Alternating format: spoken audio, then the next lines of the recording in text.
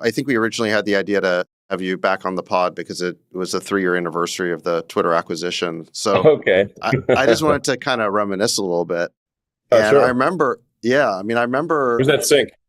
Where's that sink? Well, yeah. So Elon was staying at my house.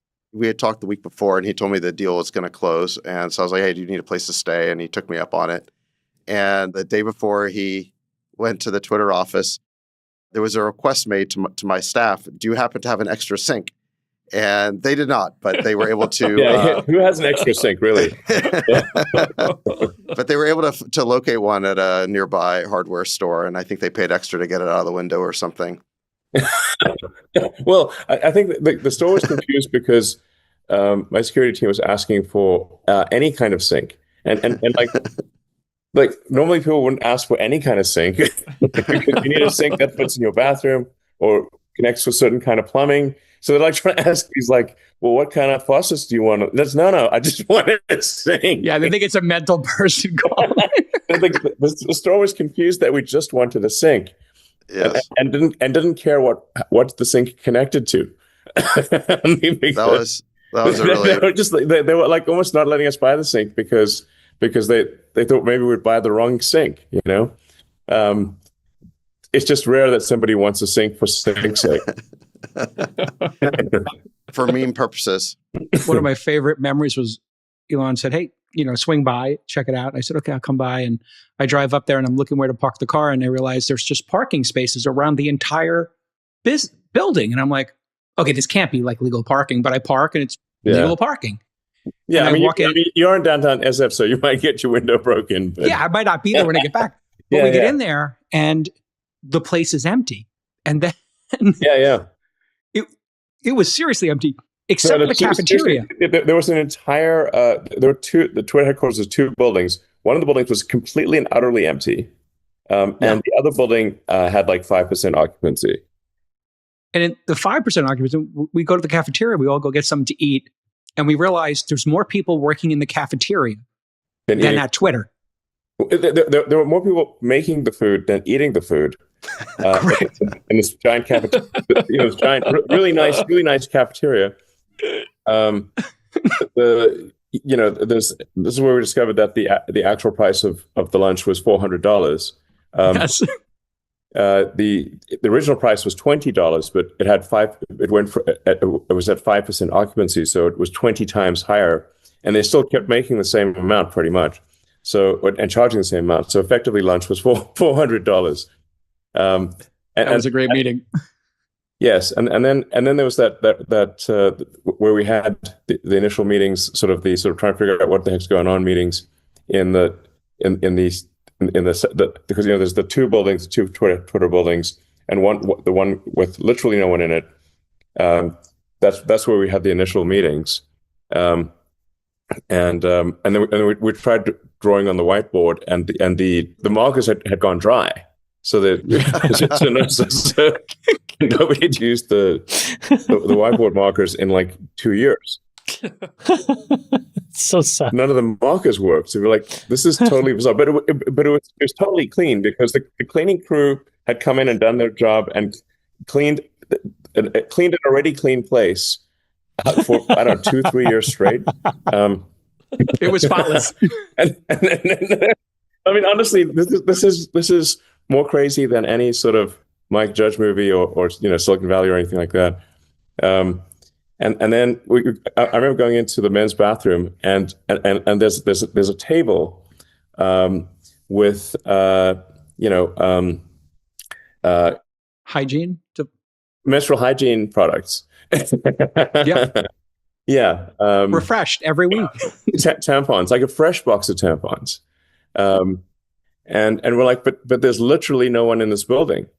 But no, it hadn't turned off the send fresh tampons to the men's bathroom in the empty building had not been turned off. No. So every week they would put a fresh box of tampons in an empty building for years. This happened for years. And it must have been very confusing to the people that were being asked to do this because they're like, okay, I'll throw them away. Well, I remember when you I guess they're paying us. So we'll just put tampon. So you just have to consider the string of possibilities necessary in order for anyone to possibly use that tampon in the men's bathroom at the unoccupied second building of Twitter headquarters. Because you'd have to be a burglar who is a trans man burglar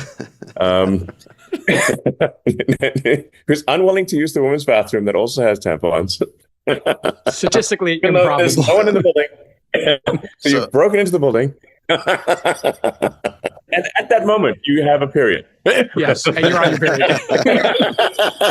I mean, you're more likely to be struck by a meteor than need that tampon, okay? Yeah. Well, I remember I think it was shortly after that, you discovered an entire room at the office that was filled with Stay Woke T-shirts. Yeah. Do you remember this? An entire pile of merch. Yeah. Yes. Hashtag Stay Woke. Stay Woke. And also a big sort of buttons, like those magnetic buttons that you put on your shirt that said, I am an engineer. I'm like, look, if you're an engineer, you don't need a button. Like a big. Who's the button for? Who are you telling that to? You could just ship code. we would know. We could check your GitHub.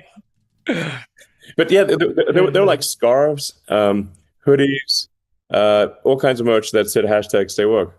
Yeah, a couple of music. When you rooms. found that, I was like, my God, man, the barbarians are fully within the gates now. I mean, the barbarians have smashed through the gates and are looting the merch. Yes. You are rummaging through their holy relics and defiling them. I mean, but when you think about it, David, the amount of waste that we saw there during those first 30 days, just to be serious about it for a second, this was a publicly traded company. Right. So if you think about the financial duty of those individuals, there was a list of SaaS software we went through, and none of it was being used. Some of it had never been installed, and they had been paying for it for 2 years. They've been paying for a SaaS product for 2 years. And the one that blew my mind the most that we canceled was they were paying a certain amount of money per desk to have desk suiting software in an office where nobody came to work. So they were paying to route nobody. There was millions of dollars a year being paid for analysis of pedestrian like software that used cameras to analyze the pedestrian traffic to figure out where you can alleviate pedestrian traffic jams in an empty building. Right. That's like 11 out of 10 on a Dilbert scale. Yeah, it was pretty. Shout out Scott Adams. You've gone off scale on your Dilbert level at that point. Let's talk about the free speech aspect for a second, because I think that is the most important legacy of the Twitter acquisition. And I think people have short memories and they forget how bad things were 3 years ago. First of all, you had figures as diverse as President Trump, Jordan Peterson, Jay Bhattacharya, Andrew Tate. They were all banned from Twitter. And I remember when you opened up the Twitter jails and reinstated their accounts, kind of, freed all the bad boys of free speech. Stormed the Bastille. Yes. So you basically gave all the bad boys of free speech their accounts back. But second, beyond just the bannings, there was the shadow bannings. And Twitter had claimed for years that they were not shadow banning. This was a paranoid, conservative, conspiracy theorist. Yeah. There was a very aggressive shadow banning by what was called the Trust and Safety Group, which, of course, naturally would be the one that is doing the nefarious shadow banning. And I just think you shouldn't have a group called Trust and Safety. I mean, this is an Orwellian name if there ever was one. I'm from the Trust Department. Yes. Oh, really? We want to talk to you about your tweets. Okay. Well, Can we see your DMs? Say that you're from the Trust Department. That's the Ministry of Truth right there. Yeah. And Twitter executives had they had maintained for years that they were not engaged in this practice, including under oath. And on the heels of you opening that up and exposing that, because, by the way, it wasn't just the fact they were doing it. They created an elaborate set of tools to do this. They had checkboxes. Elaborate set of tools to deboost accounts. Yes. Yes. And, subsequently, we found out that other social networking properties have done this as well, but you were really the first to expose it. This is still being done at the other social media companies, including Google, by the way. So for, I don't pick on Google because they're all doing it, but for search results, if you simply push a result pretty far down the page, or the second page of results, like the joke used to be, or still is, I think, like, where do you hide what's the best place to hide a dead body? The second page of Google search results, because nobody ever goes to the second page of Google search results. So you could hide a dead body there, and nobody would find it, and you still have then it's not like you haven't made them go away. You've just put them on page 2. Yes. So shadow banning, I think, was number 2. So first was banning, second was shadow banning. I think third, to me, was government collusion, government interference. So you released the Twitter files. Nothing like that had ever been done before, where you actually let investigative reporters go through Twitter's emails, unfettered chat access. groups. I was not looking over their shoulder at all. They just had direct access to everything. And they found that there was extensive collusion between the FBI and the Twitter Trust and Safety Group, where it turns out the FBI had 80 agents submitting takedown requests, and they were very involved in the banning, the shadow banning, the censorship, which I don't think we ever had definitive evidence of that before. That was pretty extraordinary. Yeah, and the U.S. House of Representatives had hearings on the matter, and a lot of this, was unearthed. It's public record. So a lot of people, some people on the left still think this is like made up. I'm like, this is just literally the Twitter files are literally the files at Twitter. I mean, we're literally just talking about these are the emails that were sent internally that confirm this. This is what's on the Slack channels, and this is what is shown on the Twitter database as where people have made either suspensions or shadow bans. Has the government come and asked you to take stuff down since, or they just have to? The policy is, hey, listen, you got to file a warrant, you got to come correct, as opposed to just putting pressure on executives. Our policy at this point is to follow the law. So if now the laws are obviously different in different countries. So sometimes I get criticized for, like, why don't I push free speech in XYZ country that doesn't have free speech laws? I'm like, because that's not the law there. And if we don't obey the law, we'll simply be blocked in that country. So the policy is really just adhere to the laws in any given country. It is not up to us to agree or disagree with those laws. And if the people of that country want laws to be different, then they should, ask their leaders to change the laws. Yeah. But anything but as soon as you start going beyond the law, now you're putting your thumb on the scale. I think that's the right policy, is just adhere to the laws within any given country. Now, sometimes we get, in a bit of a bind, like we got into with Brazil, where, this judge in Brazil was asking us to, or telling us to break the law in Brazil, and ban accounts contrary to the law of Brazil. And now we're sort of somewhat stuck. We're like, wait a second, we're reading the law and it says this is not allowed to happen, and also and giving us a gag order. So, like, we're not allowed to say it's happening, and we have to break the law. And the judge is telling us to break the law. The law is breaking the law. That's where things get very difficult. And we were actually banned in Brazil for a while because of that. I just want to make one final point on the free speech issue, and then we can move on. It's just, I think people forget that the censorship wasn't just about COVID. There was a growing number of categories of thought and opinion that were being outlawed. The, quote, content moderation, which is another Orwellian euphemism for censorship, was being applied to categories like gender and even climate change. The definition of hate speech was constantly growing. Yes. And more people were being banned or shadow banned. And there was more and more things that you couldn't say. This trend of censorship was growing. It was galloping. And it would have continued if it wasn't, I think, for the fact that you decided to buy Twitter and opened it up. And it was only on the heels of that the other social networks were willing to, I think, be a little bit chastened in their policies and start to push back more. Yeah, that's right. Once Twitter broke ranks, the others had to, it became very obvious what the others were doing. And so they had to mitigate their censorship substantially because of what Twitter did. And I mean, perhaps to give them some credit, they also felt that they had the air cover to be more inclined towards free speech. They still do a lot of sort of shadow banning and whatnot at the other social media companies, but it's much less than it used to be. Yeah. Elon, what have you seen in terms of like governments creating new laws? So we've seen a lot of this crackdown in the UK on what's being called hateful speech on social media, and folks getting arrested and actually going to prison over it.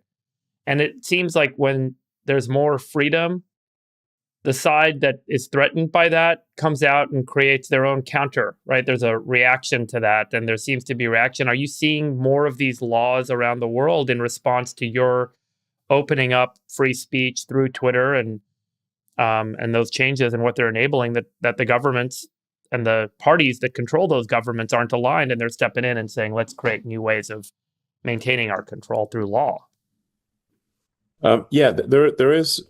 There's been an overall global movement to suppress free speech under the name of under the guise of suppressing hate speech.